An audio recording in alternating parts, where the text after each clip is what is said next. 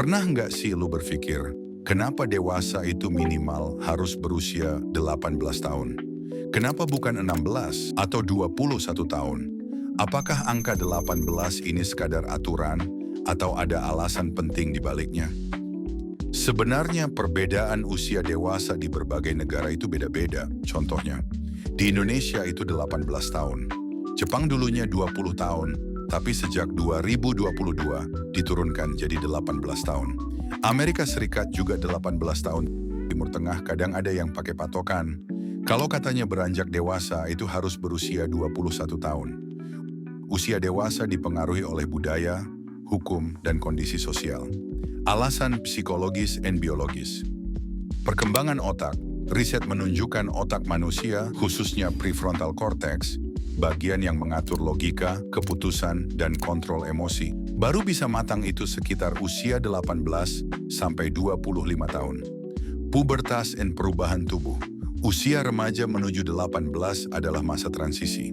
Di titik ini, seseorang dianggap lebih mampu berpikir dengan jangka panjang dan lebih bisa menyesuaikan setiap kondisi dan situasi, emosi, dan tanggung jawab. Di usia 18, rata-rata seseorang mulai bisa mengendalikan ego, memahami konsekuensi, dan merencanakan masa depan. Padahal kan di kedudukan bangku SMP kita juga udah merencanakan masa depan.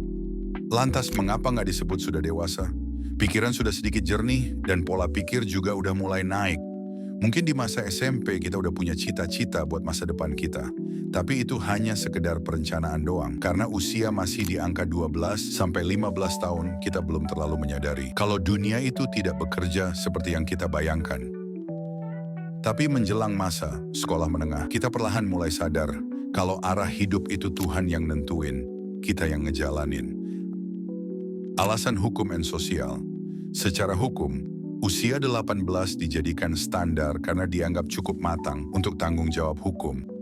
Misalnya bisa dipenjara. Sebagai orang dewasa, bisa membuat perjanjian hukum atau ikut hadir saat pemilu.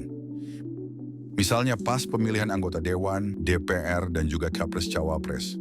Kadang kita juga dilibatkan untuk panduan suara jika usia sudah menjelang 18 tahun. Pendidikan. Rata-rata orang menyelesaikan pendidikan menengah SMA, SMK, itu di usia 17 sampai 18 tahun, sehingga dianggap siap memasuki dunia kerja atau kuliah.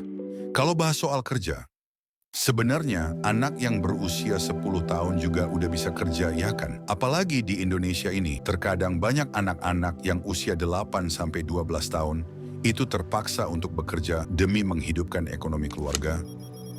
Kadang orang tua mereka tidak punya biaya untuk melanjutkan pendidikan anaknya, sehingga anak-anak sekolah usia itu justru kita lihat sedang bekerja di saat anak-anak lain sibuk belajar.